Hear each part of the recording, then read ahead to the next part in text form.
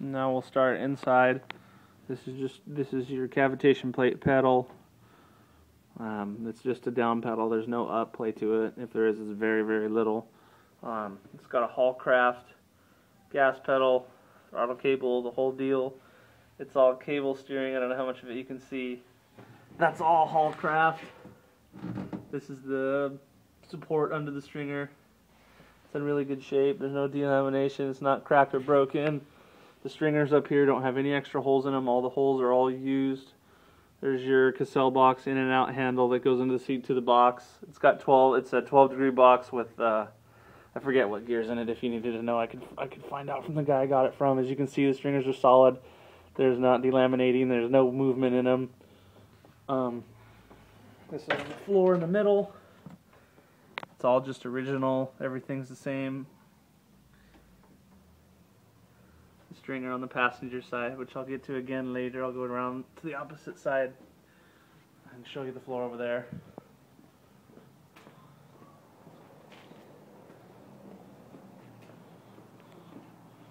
The cables run through here. This stringer is in great shape. No delamination, no cracking, no dryness. It all looks the same. It's all original. It's all smooth. This is the floor on the passenger side. The inner walls of the boat, those are in good shape. Move on to the back. In the back of the boat, the same thing follows. There's no extra holes. Every hole that's in the stringer is used. The rear motor plate, the cables go into the back. The front motor plate. More of the Hallcraft pulleys back here in the back. The battery just sits in a regular steel battery box. These stringers are solid, tight. There's no delamination, nothing. They're all solid. It's got two 10-gallon, really hard to see, two 10-gallon tanks. They're in perfect shape, no problem. This is the floor back here, the main pickup for the water. It's got a Rule 1100 gallon per hour bilge pump. It's a very fast bilge pump. You could run the boat with no plugs in it and it wouldn't sink if the bilge pump was on. This is the strut for the strut. Some of the resin is starting to peel back here. There's no damage to it. It's just starting to peel. I'm not sure why. Back here, there's a little bit of cracking. The boat's a little wet from washing it off.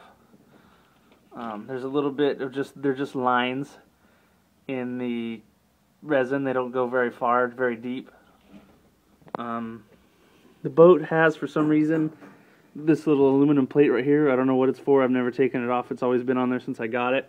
And on both sides of the boat by the header, also the same aluminum plates follow. I'm not sure what they're for on both sides. It's a Holley red fuel pump with a Holley regulator, a T-valve running off of both tanks. It's just a regular GM one-wire alternator. We actually made all the brackets for this to work besides the chrome one. It's got a Neovane V505 water pump. We just put the impeller in it. The Glenwood aluminum timing cover. It's got an Edelbrock Super Victor. Just regular standard black Chevrolet valve covers. The air filters are brand new. They're shielded on the front on both sides so water can't go into them. It's just got a regular velocity stack. I'm not sure if this carburetor is going to go with the boat or not because it's not mine.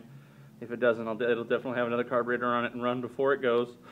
It's got rewarder full tube headers that are belled out on the ends. They're I got rags in them so that way no moisture goes in there. These are the stringers on the driver's side. Same thing. There's no extra holes for nothing. They're solid. They're not delaminating. They're not cracking. Everything's good on those. The cavitation rod goes through here all the way to the back of the boat. I just redid the stuffing box. It's got brand new brass bushings in it. The floor on the passenger side, the driver's side, is in great shape. Another one of the 10-gallon gas tanks. It's got the Canton Racing oil pan with dual drain plugs, 2 trap doors, and a crank scraper. Other than that, it's got an HEI distributor that's locked out. I just put a brand new oil pressure gauge in it. This is where all the gauges are: oil pressure, temperature, and voltage.